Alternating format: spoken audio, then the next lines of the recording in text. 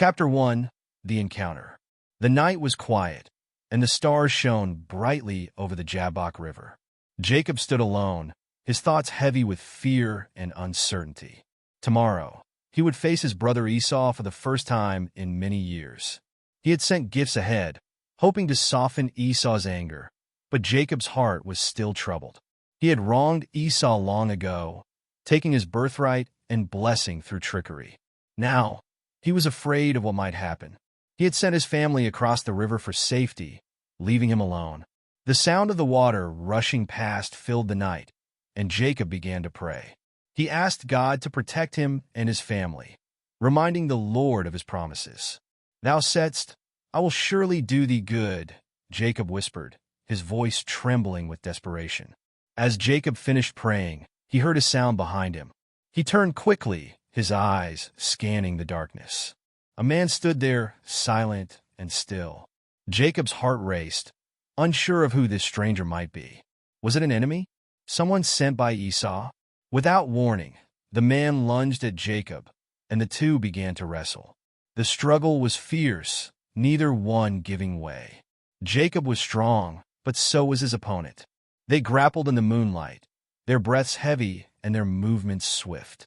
The minutes turned into hours, yet neither could overcome the other.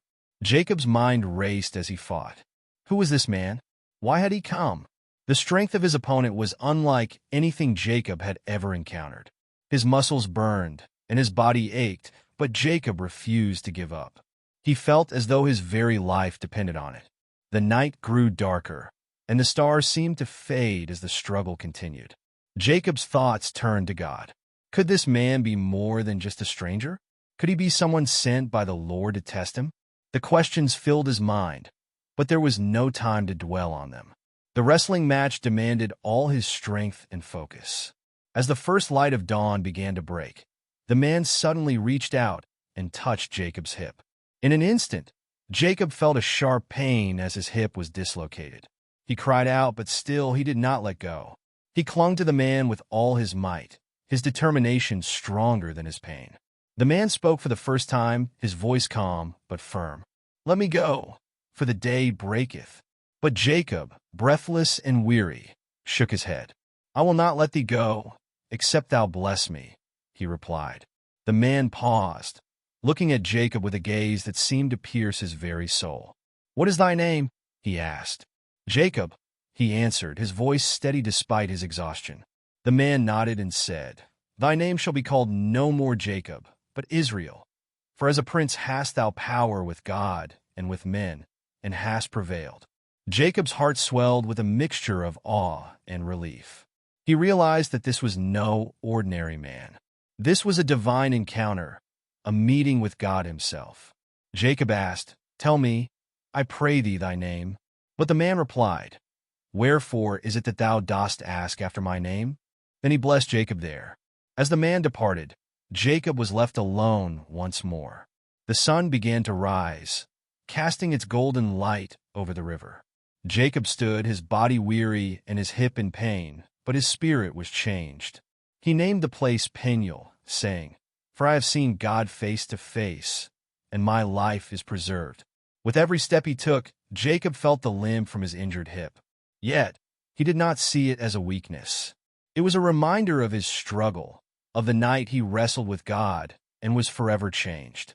And so, as the day began, Jacob prepared to meet his brother, trusting in the God who had blessed him, guided him, and given him a new name, Israel. The air was still around the Jabbok River, except for the gentle rustling of leaves and the murmuring of the water. Jacob leaned against a rock, his hands rough from years of labor, gripping tightly as if the stone itself could provide the strength he needed for the coming day. His chest rose and fell, his breath shaky from the weight of his thoughts. Jacob had always been a man of cunning, a man who found ways to bend circumstances to his favor.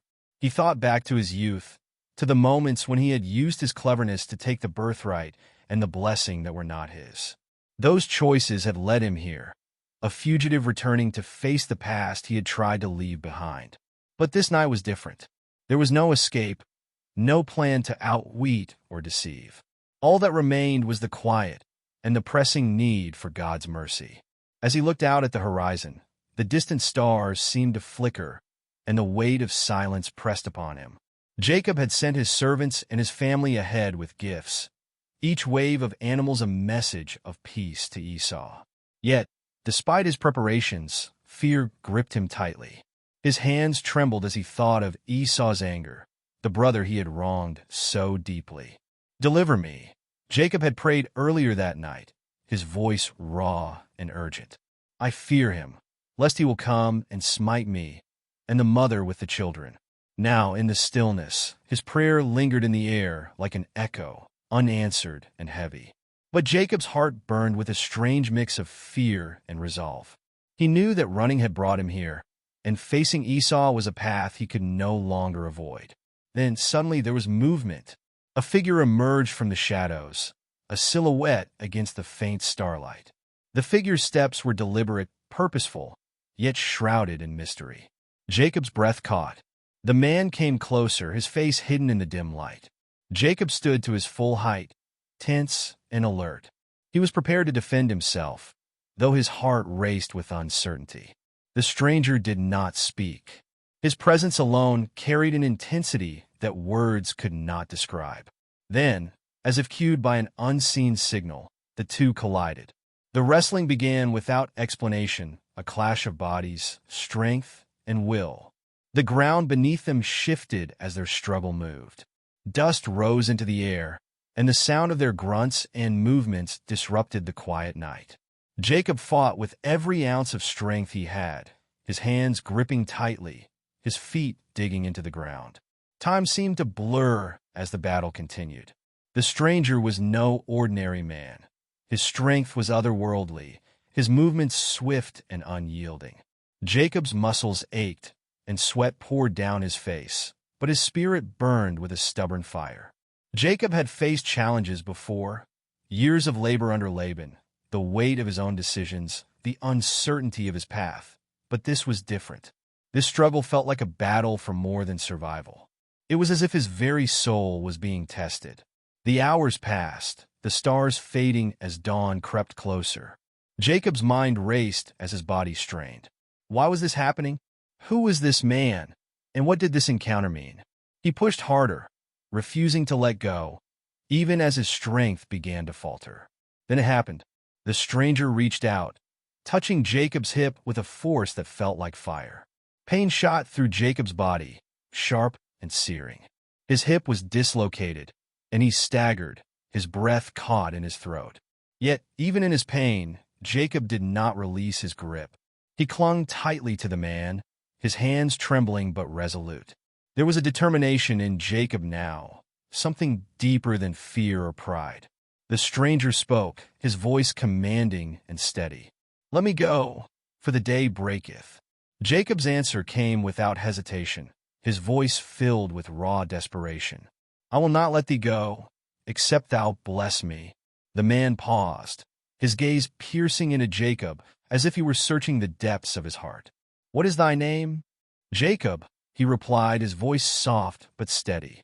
"Thy name shall be called no more Jacob, but Israel," the man said, his words carrying a weight that Jacob could feel in his very being. "For as a prince hast thou power with God and with men, and hast prevailed." Jacob's heart pounded as he heard the words. Israel, a name that signified struggle and triumph. The name itself felt like a declaration of all that Jacob had endured and all that he was becoming. Jacob, now trembling from exhaustion and awe, asked, "Tell me, I pray thee, thy name." The man did not answer directly. "Wherefore is it that thou dost ask after my name?" Instead, he blessed Jacob there, a blessing that Jacob felt as a tangible shift within him. As the man disappeared with the first rays of dawn, Jacob stood alone once more. His body was weary, his hip throbbed with pain, and yet he felt stronger than ever. He named the place Peniel, saying, "For I have seen God face to face, and my life is preserved." The sun rose, its golden light illuminating the land and Jacob's face. Each step he took brought a sharp reminder of his injury, yet the limp was not a burden. It was a mark of transformation, a sign of the night he wrestled with God and emerged changed. With each labored step, Jacob's thoughts turned to Esau. Fear still lingered, but now it was tempered by a newfound strength. He was no longer just Jacob, the supplanter. He was Israel, a man who had struggled with God and prevailed. As the river shimmered in the morning light, Jacob moved forward, his heart filled with both trepidation and hope. Whatever lay ahead with Esau, he knew he would face it not as the man he once was, but as the man God had called him to be. Chapter 2. Jacob's Past and Fears. The sun rose slowly, casting golden light over the land as Jacob limped forward. Each step reminded him of the struggle during the night, the searing pain in his hip, now a constant companion. He leaned on his staff for support, his mind swirling with thoughts of what lay ahead. Jacob was a man who had lived his life with one foot in conflict and the other in flight. As he walked, memories of his past came rushing back, vivid and sharp. He remembered the day he tricked his father, Isaac. Jacob had disguised himself as his brother Esau, putting goat skins on his arms to mimic Esau's roughness. He had taken the blessing meant for the firstborn, deceiving his father with words that still echoed in his mind. "My father," Jacob had said, "I am Esau, thy firstborn. Bless me." He had felt a pang of guilt even then, but the desire for the blessing had been stronger than his conscience. He recalled Isaac's trembling hands as they reached out to touch him, the old man's voice filled with both doubt and trust. But it wasn't just the blessing. Jacob thought about the stew he had used to barter for Esau's birthright. Esau, weary and hungry from the field, had given it up so easily, but Jacob knew the weight of what he had taken. The consequences of his actions had come quickly. Esau's anger burned like a fire, and Jacob had fled, urged by his mother, Rebekah. She had loved him deeply, but even her love couldn't shield him from the fear that drove him away from his home. Jacob's journey to his uncle Laban's house had been long and lonely. He remembered the night he had stopped to rest, using a stone for a pillow. That night, he dreamed of a ladder stretching from earth to heaven, with angels ascending and descending. Above it stood the Lord, who spoke to him, saying, "I am the Lord God of Abraham thy father, and the God of Isaac. The land whereon thou liest, to thee will I give it, and to thy seed." That promise had filled Jacob with hope, but it hadn't erased the weight of his guilt or the fear of Esau's wrath. At Laban's house, Jacob had found both refuge and challenges. He remembered the moment he first saw Rachel by the well. Her beauty had struck him deeply, and he had rolled the stone from the well's mouth to water her sheep. His heart had been full of joy and anticipation. But Laban had been a crafty man, just as Jacob had been in his own youth. Jacob had worked 7 years for Rachel, only to wake on his wedding day and find Leah, Rachel's sister, as his bride.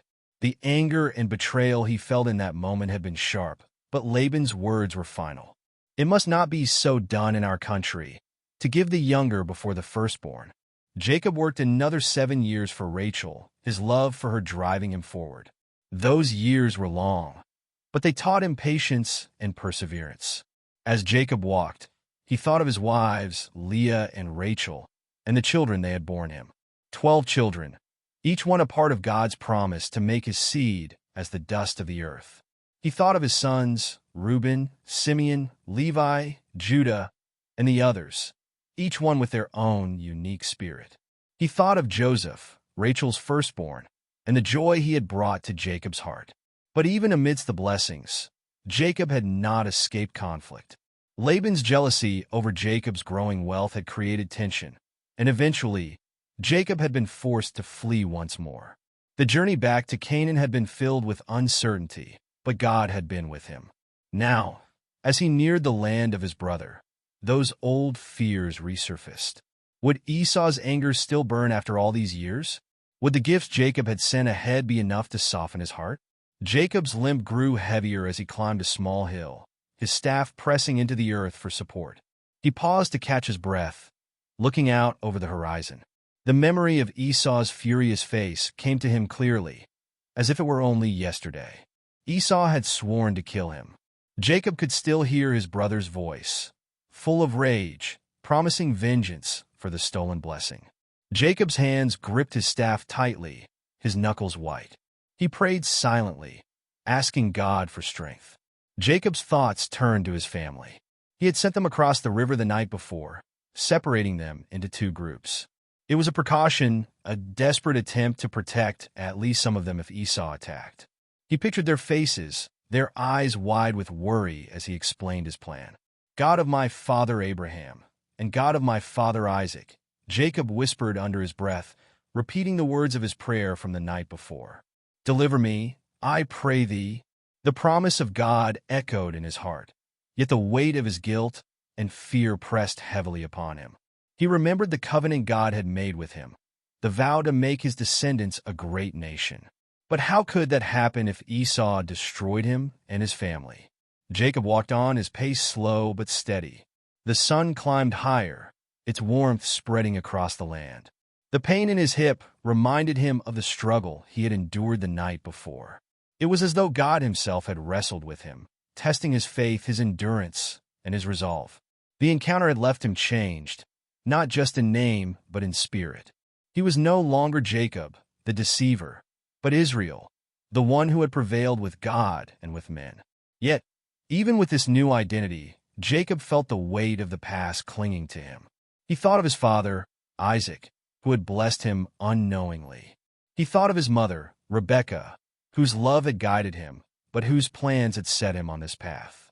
And he thought of Esau, the brother he had wronged, the brother he now feared and longed to reconcile with. Jacob's steps slowed as he reached a small clearing. He sank to the ground, leaning against a tree. The wind whispered through the leaves, and the sound of the distant river reached his ears. He closed his eyes, lifting his face toward the sky. The memories of his past swirled around him, but he focused on the promises of God. He remembered the words spoken to him in the dream of the ladder. Behold, I am with thee, and will keep thee in all places whither thou goest. Jacob's heart found a flicker of peace in those words. God had been with him through every trial, every mistake, and every fear. He had wrestled with God and emerged with a blessing, and now he carried that blessing with him as he prepared to face Esau. As the sun continued its climb, Jacob rose to his feet, gripping his staff tightly. His limp was steady, a reminder of both his struggle and his transformation. He looked out over the land, the horizon stretching before him. With each step forward, Jacob moved closer to his brother and to the reconciliation he hoped for. The past could not be undone, but he trusted in the God who had guided him, wrestled with him, and blessed him. And so, Jacob pressed on, his heart heavy with the weight of his past. Chapter 3, Divine Revelation. The air was still as Jacob stood near the banks of the river, the morning light stretching over the horizon. His body was weary from the night's struggle, his hip throbbing with pain. Yet, amidst the ache, his heart carried something new, a sense of awe and wonder. Jacob had wrestled with a man he now knew was not just any man. He had seen God face to face and had lived to tell the story. Jacob replayed the moments in his mind, each detail as clear as the daylight now surrounding him. The man had come to him without warning, and their struggle had lasted through the long hours of the night. Jacob's strength had been tested, his spirit pushed to its limits. But in the end, when his hip was touched and his strength failed, he had clung to the man and demanded a blessing. That blessing had changed everything. The man, who was God himself in human form, had given Jacob a new name. No longer would he be called Jacob, the deceiver. He was now Israel, a name that meant he had power with God and men and had prevailed. Jacob walked slowly, leaning heavily on his staff. The limp in his step was constant, yet he did not resent it. The injury was a mark of his encounter, a physical reminder of the divine revelation he had received. He felt the weight of his new name, Israel, and what it meant for his future. As the day continued, Jacob's thoughts turned to the promises of God. These were promises that had been spoken to his grandfather Abraham, passed down to his father Isaac, and now reaffirmed to him. Jacob remembered the words God had spoken to him years ago in a dream, when he had fled from Esau. I am the Lord God of Abraham thy father, and the God of Isaac. The land whereon thou liest, to thee will I give it, and to thy seed." Those words had brought comfort to Jacob in his darkest moments. Now, after the wrestling match by the river, the promise felt even more real. God's blessing was not just about land or descendants. It was about Jacob's identity, his purpose, and the role he would play in the unfolding of God's plan. Jacob thought about the ladder he had seen in that dream, stretching from earth to heaven, with angels moving up and down. It had been a vision of God's presence and his connection to the earth. Jacob had called that place Bethel, saying, "Surely the Lord is in this place." And I knew it not. But this encounter by the river was different. It was not a vision or a dream. It was a physical, tangible meeting with God. Jacob had wrestled with him, felt his strength, and heard his voice. The blessing Jacob received was not just a promise. It was a declaration of who he was meant to be. The sun climbed higher, its warmth spreading across the land. Jacob paused, leaning on his staff, his gaze fixed on the horizon. He thought of the name God had given him, Israel. It was more than a name. It was a destiny.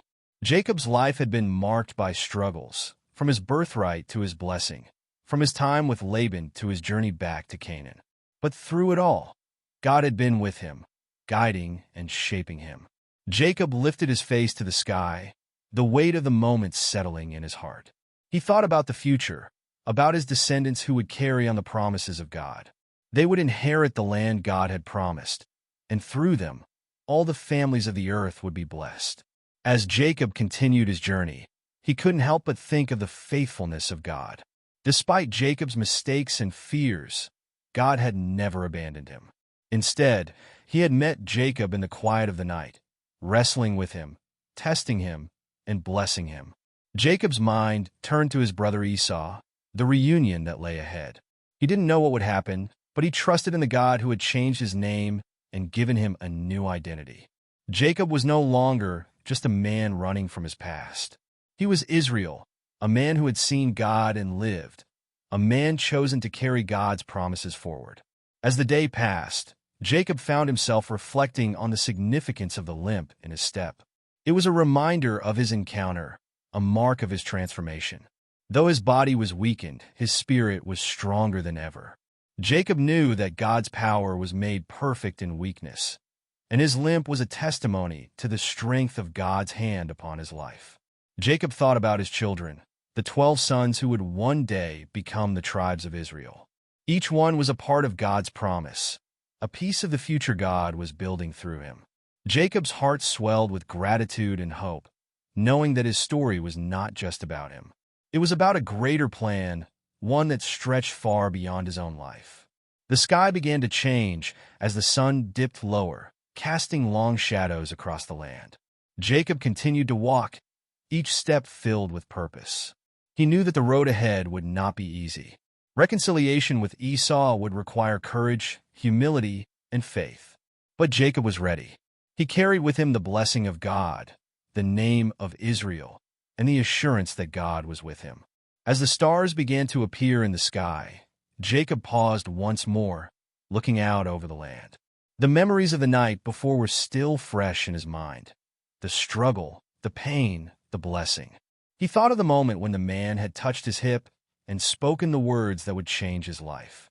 "Thy name shall be called no more Jacob, but Israel. For as a prince hast thou power with God and with men, and hast prevailed." Those words echoed in Jacob's heart, a reminder of God's grace and power. He knew that he had not prevailed by his own strength, but by the strength of the God who had called him. Jacob lifted his face to the heavens, his voice soft but steady. "I have seen God face to face, and my life is preserved." The night was quiet, the stars shining brightly above. Jacob's journey was far from over, but he knew that he was not alone. God had revealed himself to Jacob in a way that would shape the rest of his life. The encounter by the river was not just a moment of wrestling. It was a moment of transformation, a divine revelation that had changed Jacob forever. And so, with the limp in his step and the blessing of God in his heart, Jacob pressed forward, ready to face whatever lay ahead. His past was behind him, his fears laid to rest, and his future secure in the hands of the God who had called him, blessed him, and given him a new name.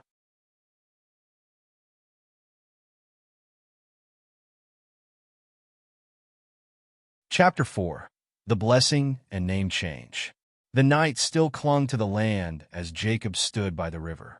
His body ached from the struggle, and the pain in his hip reminded him of what had just taken place. But his heart was filled with awe. He had wrestled all night with a man, yet this was no ordinary man. Jacob now knew he had been in the presence of God himself.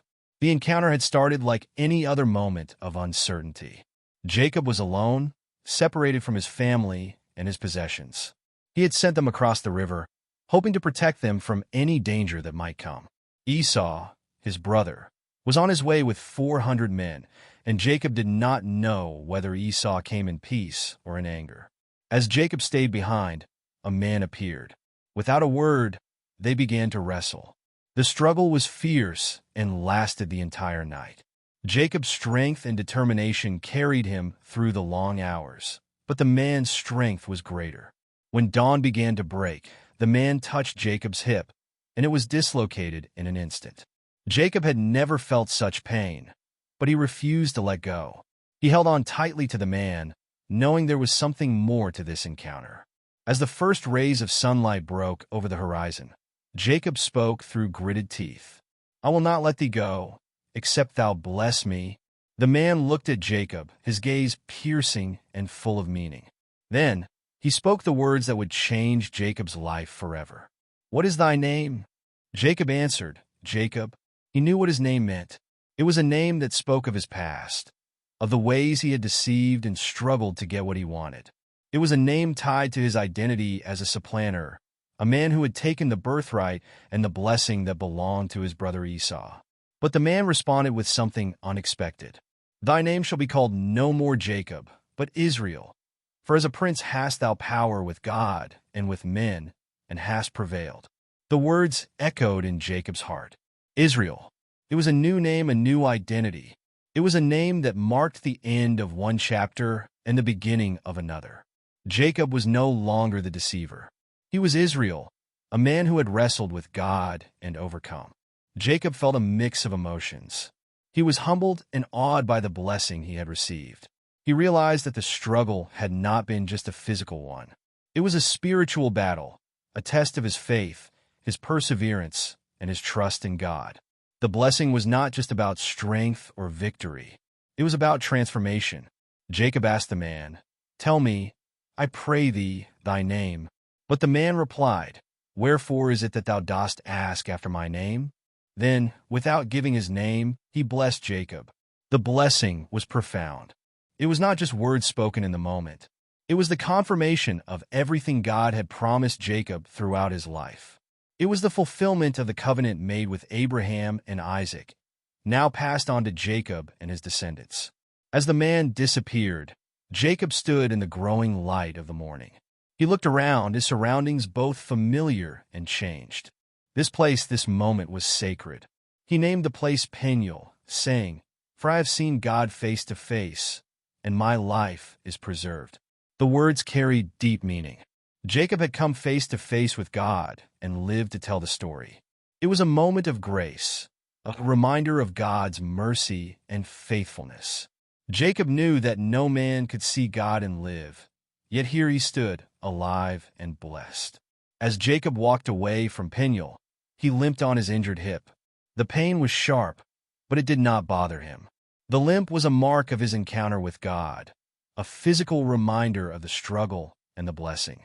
It was a sign of his transformation, a testimony to the power of God in his life. Jacob's new name, Israel, stayed with him as he continued his journey. It was more than just a name. It was a calling, a declaration of who he was in God's plan. Israel meant one who strives with God or a prince with God. It spoke of Jacob's perseverance and faith, qualities that God had honored and blessed. The blessing Jacob received extended beyond himself. It was a blessing for his family, his descendants, and the generations to come.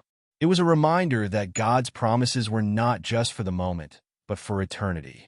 As Jacob approached the place where his family waited, he thought about what lay ahead. Esau was coming, and the outcome of their meeting was uncertain. But Jacob felt a renewed sense of trust in God. He had been given a new name, a new purpose, and a new understanding of God's presence in his life. Jacob's children and servants noticed the limp as he approached. They saw the change in his demeanor, the look of determination and peace on his face.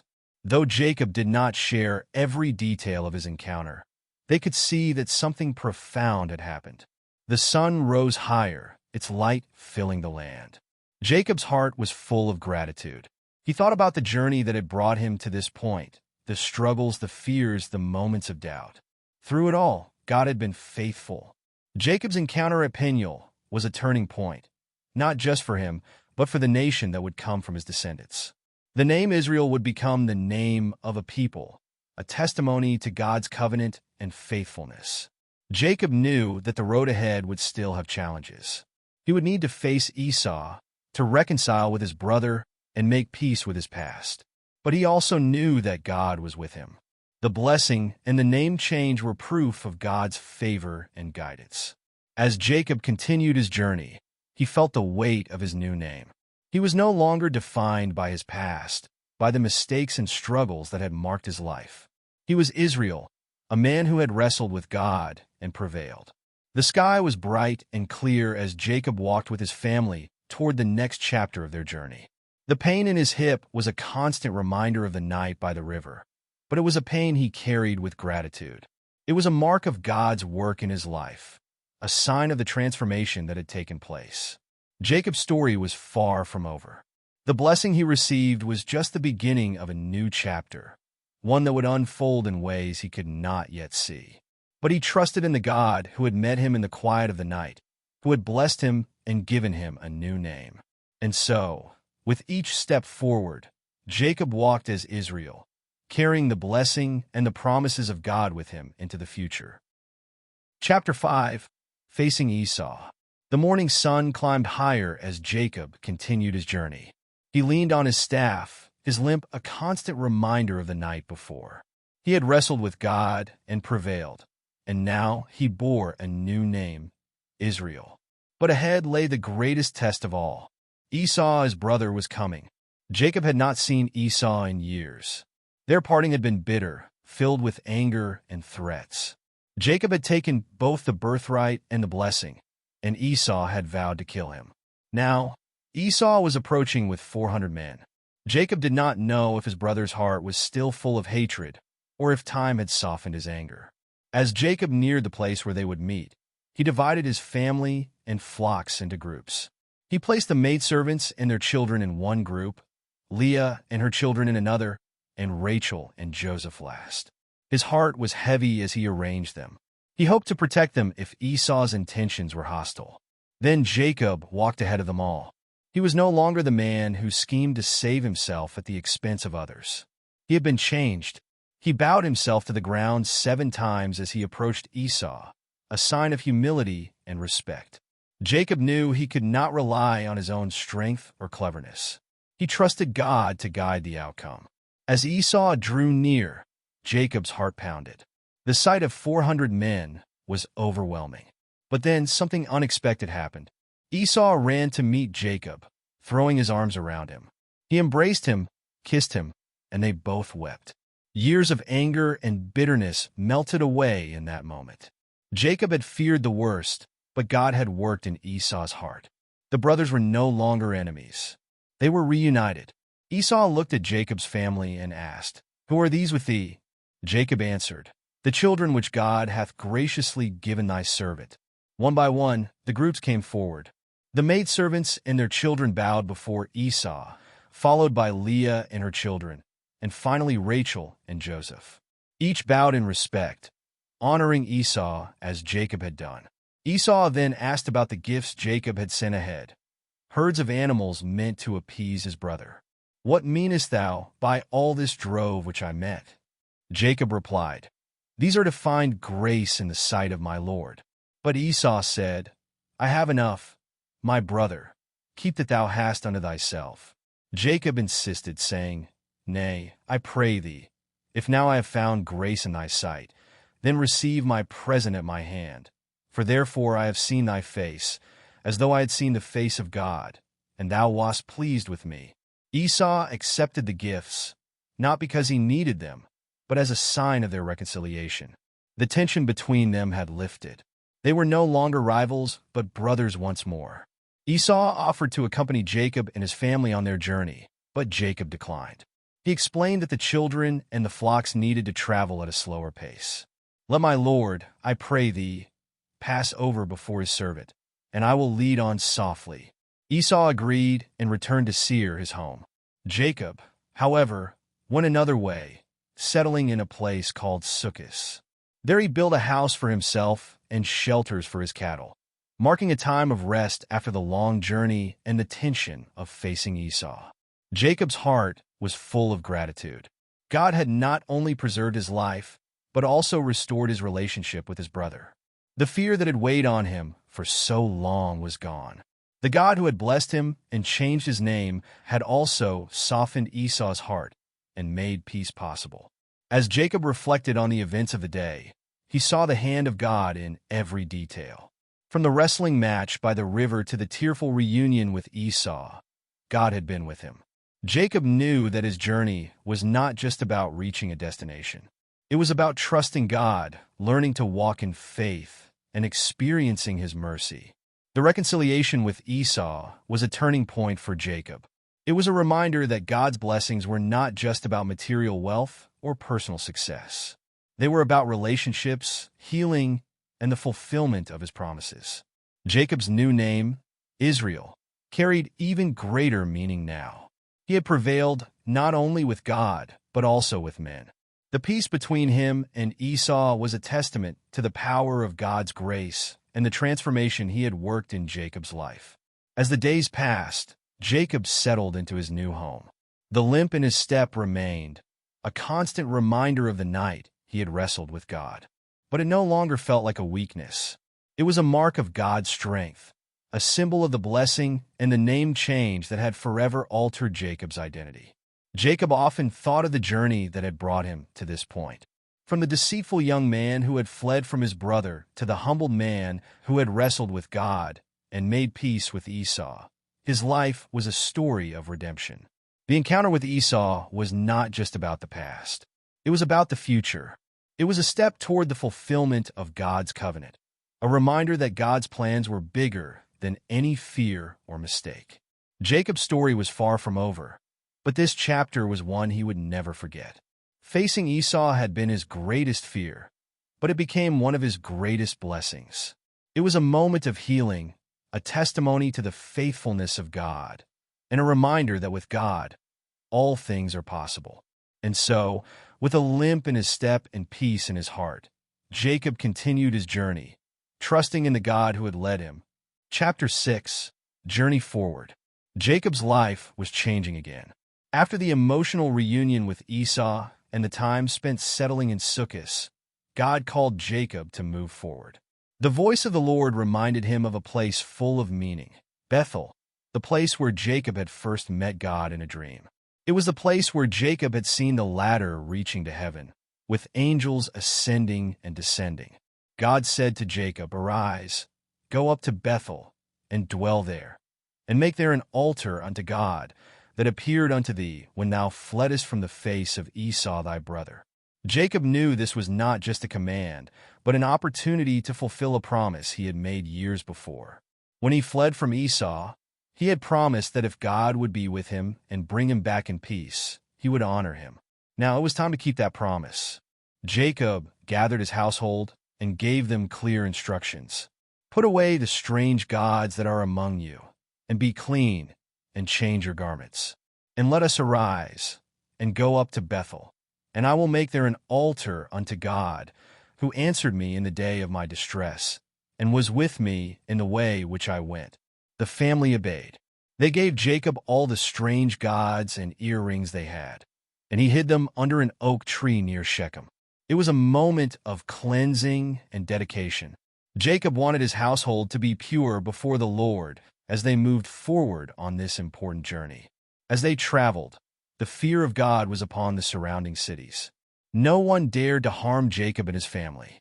God was protecting them, just as he had promised. Step by step, they made their way to Bethel. When they arrived, Jacob built an altar and called the place El Bethel, which means God of the house of God. This was where God had appeared to him when he was fleeing from Esau. It was a place of worship, a place of remembrance. At Bethel, God appeared to Jacob again and blessed him. He confirmed the new name he had given him after their wrestling match. Thy name is Jacob. Thy name shall not be called any more Jacob, but Israel shall be thy name. God continued, saying, I am God Almighty. Be fruitful and multiply. A nation and a company of nations shall be of thee, and kings shall come out of thy loins. And the land which I gave Abraham and Isaac, to thee I will give it, and to thy seed after thee will I give the land. Jacob listened with a heart full of gratitude. God was reaffirming the covenant he had made with Abraham and Isaac. Now, that covenant was being passed on to Jacob and his descendants. It was a moment of hope and assurance, a reminder that God's plans were unfolding exactly as he had promised. Jacob set up a pillar of stone in the place where God spoke to him. He poured a drink offering on it and anointed it with oil. The pillar stood as a lasting reminder of God's faithfulness and the promises he had made. As Jacob and his family continued their journey, sorrow soon visited them. Rachel, Jacob's beloved wife, was expecting another child. But during the journey, she went into hard labor. The pain was great, and she knew her time was short. Before she passed, she gave birth to a son and named him Benoni, which means son of my sorrow. But Jacob called him Benjamin, meaning son of the right hand. Rachel's death was a heavy blow to Jacob. He buried her on the way to Ephrath, which is Bethlehem, and set a pillar on her grave. That pillar marked her resting place, a reminder of her life and the deep love Jacob had for her. Jacob and his family moved on. Each step brought new challenges and moments of reflection. The journey forward was not just about traveling to a new place. It was about growing as a family, learning to trust God, and holding on to the promises he had made. In time, they reached a place near the Tower of Eder. But Jacob's family was far from perfect, and troubles arose. Reuben, Jacob's eldest son, committed a great sin by lying with Bilhah, Rachel's handmaid and one of Jacob's concubines. Jacob heard of it, and though he did not act immediately, it would have lasting consequences. Despite these challenges, God's faithfulness remained. Jacob counted his sons, the 12 children who would become the heads of the 12 tribes of Israel. They were Reuben, Simeon, Levi, Judah, Issachar, Zebulun, Joseph, Benjamin, Dan, Naphtali, Gad, and Asher. Each of them had a role to play in the unfolding story of God's people. Jacob's journey brought him to his father, Isaac, in Mamre. Isaac was old and full of years, and his time on earth came to an end.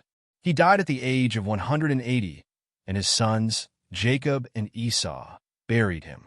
The brothers, once divided by anger and strife, now stood side by side to honor their father. The loss of Isaac marked another turning point in Jacob's life. The God of Abraham and Isaac was now leading Jacob and his descendants. The covenant, the promises, and the blessings were now his to carry forward. Jacob's journey forward was filled with both joy and sorrow, success and failure. But through it all, he saw the hand of God guiding him. He had wrestled with God, faced his fears, and walked in faith. Each step of the journey was a step closer to fulfilling the great plan God had for him and his family. As the days passed, Jacob often looked back on the moments that had shaped his life: the dream at Bethel, the wrestling match by the river, the reconciliation with Esau, and the blessing of his children. Each moment was a reminder of God's presence and faithfulness. Jacob knew that the journey forward would not be easy. There would be trials, mistakes, and moments of doubt. But he also knew that God was with him, leading him every step of the way.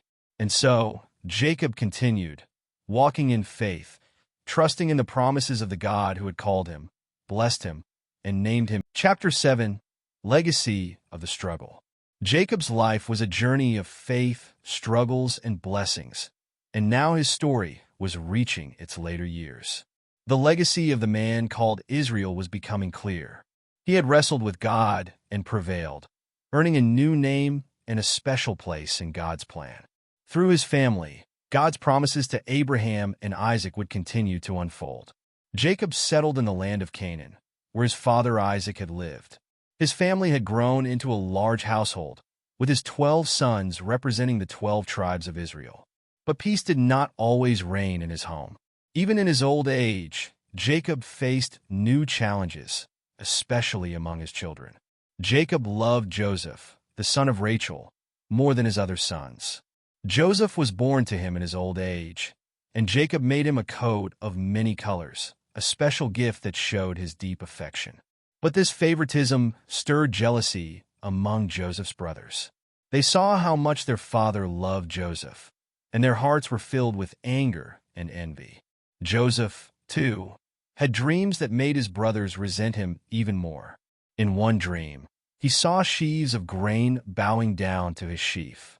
In another, he saw the sun, moon, and 11 stars bowing before him.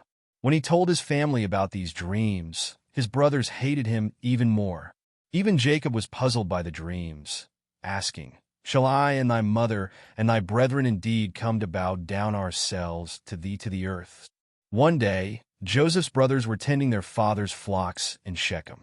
Jacob sent Joseph to check on them. When his brothers saw Joseph coming, they plotted against him. "Behold, this dreamer cometh," they said.